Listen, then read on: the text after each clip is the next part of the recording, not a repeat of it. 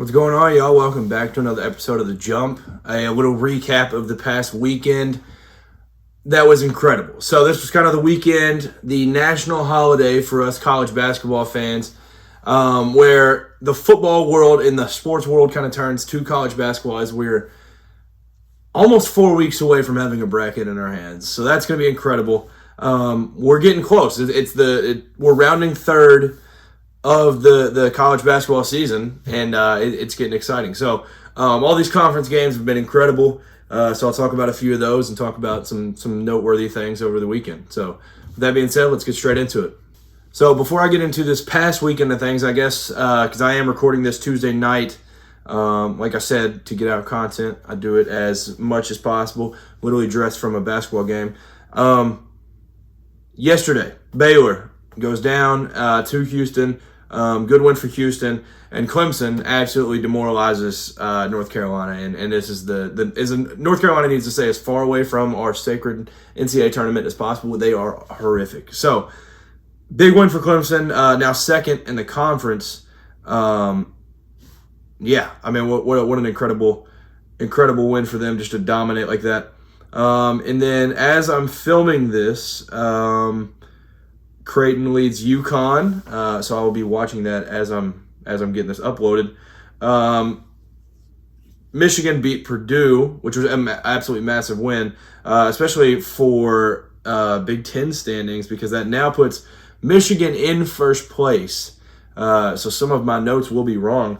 Michigan is in sole possession of first place with 11 wins, 2 losses. Now that gives Purdue 3 losses and Michigan State right behind them at 10-2, with an opportunity to get their 11th win against Indiana tonight, as they're up 1 with 2:51 left in the first half. So a lot of good games on right now. One being the Georgia Bulldogs winning at Reed Arena, beating A&M right now. Kansas State, Arizona has been incredible, and as of right now, it's still a great game, 55-52. Arizona's trailing by 3 right now. So it's an amazing night of hoops. I will be enjoying these as I get this video uploaded. But let me rewind and talk a little bit of the weekend. Dick Vitale is back.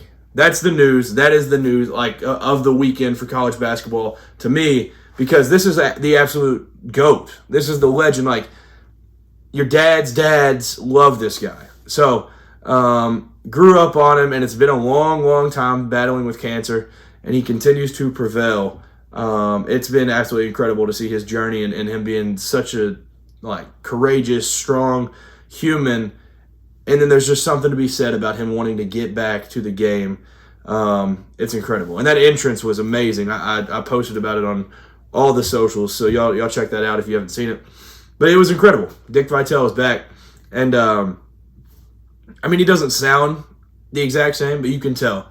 When you turn the game on, you could tell it was Dickie V. So shout out to Dickie V. I hope he continues to stay healthy through everything that can come after you health-wise. So Dick Vitale is back. And with that, he was delivered an incredible game. Clemson upsetting number 2 Duke, 77-71. Cooper Fleck slipped again. It's literally Looney Tunes Part 3 now. Every one of their losses has ended with a Cooper Flag, mess up. And the first 2, Kentucky and Kansas, those 2 were freshman mistakes, freshman slip up, his own problem. This one was legit, I think it was his own sweat, this was an actual sweat slip. This was not even him just choking, which I guess, if you're a hater of Duke or anything, then I guess you can say that. But he slipped again. 3 losses, 3 slips. So big win for Clemson though. Brad Brownell. Like I said, they lost to Louisville early in the ACC. Now it's theirs. They lost to Georgia Tech this past week, maybe last week. I don't remember. But only 2 losses in the ACC right now, and they're sitting comfortable. The St. John's Red Storm ranked top 10 in the AP poll for the first time since March 18th, 2000. They are absolutely incredible. They are incredible. If they end up beating Creighton, they're just going to win the Big East. It's been an incredible season for them. I know, there was people that thought they should have been ranked preseason, but I think they ended up not being ranked preseason, and now they're to this point. It's been an amazing thing to see, and their defense is absolutely insane. Absolutely. It's so annoying. The press break, the St. John's press is like actual jail. It's unreal.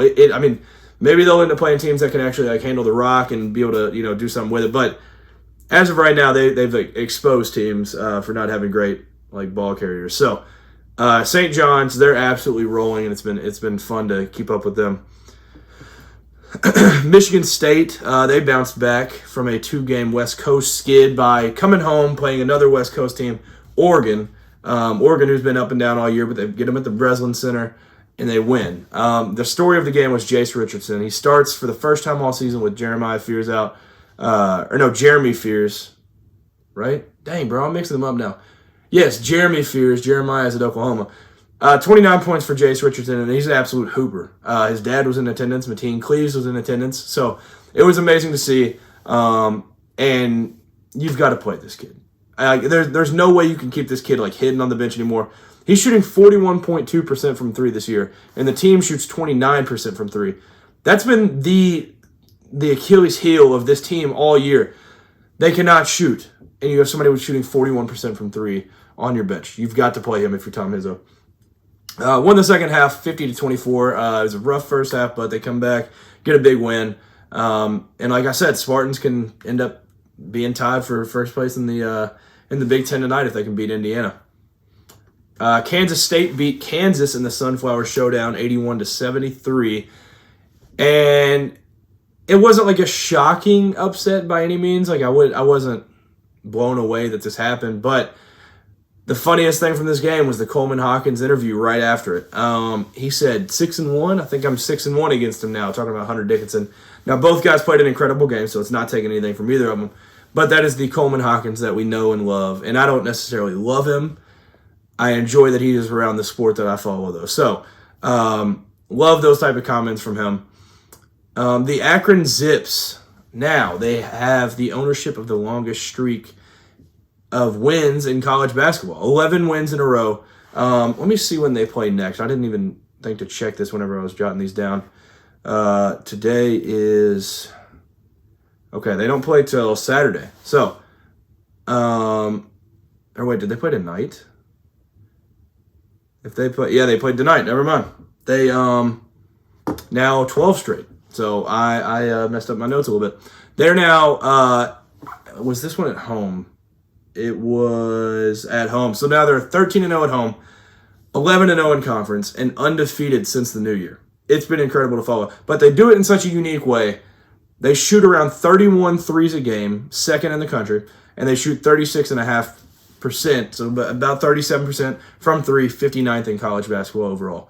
They're such a fun team. But the most thing what you need to know is they're the smallest team in the country while they do it. They are 364th in effective height, which is the lowest in all of college basketball. So, yes, this team is extremely hot, but there may be, when you're picking your bracket, maybe you're like, all right, well, they are like the shortest team ever. But as you think that, do remember Fairleigh Dickinson was the smallest team in all of college basketball when they beat Purdue a couple years back. So, Akron is a blast to watch. If you haven't watched them, tune in, watch some of their games. It's been incredible to watch the Zips this year. Okay, I'll get into the National Player of the Year race for one more second before I talk about one last thing. National Player of the Year race. I don't talk about this every episode, but now it feels like I need to mention something about it. So Cooper Flagg and Janai Broome. I've said for a little bit now Cooper Flagg is my National Player of the Year if it had to be given out right now. And it seemed like Cooper Flagg was going to run away with it. But then Janai Broome comes back from injury. Now they're both just running full sprint, running away from the rest of the pack. So I think Braden Smith would be third for me right now. I think he would be third. I don't know how it looks betting odds or anything, but he's averaging 16.1, 4.6 rebounds per game, and 8.8 assists per game. And he is an absolute joy to watch. Braden Smith is so much fun to watch. And then, I mean, for those of you that may have, kind of tapped out of college basketball or whatever, and you're just like a football fan, and then you adjust, Braden Smith is the one that you remember from the Purdue run last year. It's been incredible to watch him. And Trey Kaufman-Renn's probably I think going into the year, I was like, Jackson Shellstad might end up being player of the year. I think it'll be Braden Smith. But Trey Kaufman-Renn might be the second best player in all of the Big Ten as well. So that little duo right there, it has been a blast to watch. But yeah, Braden Smith's got to be third, and it's not even a bad third. It's just the other two in front of him are on the two best teams in America, and they are just different. I don't know how to explain it.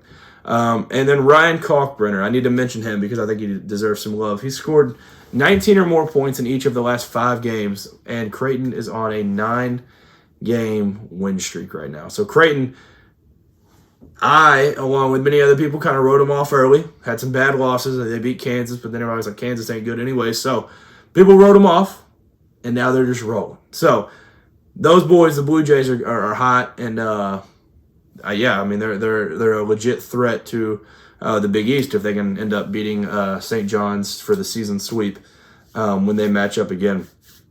This weekend, I don't have a ton of games on here, but there is one game that I would be doing everybody a disservice if I didn't at least mention.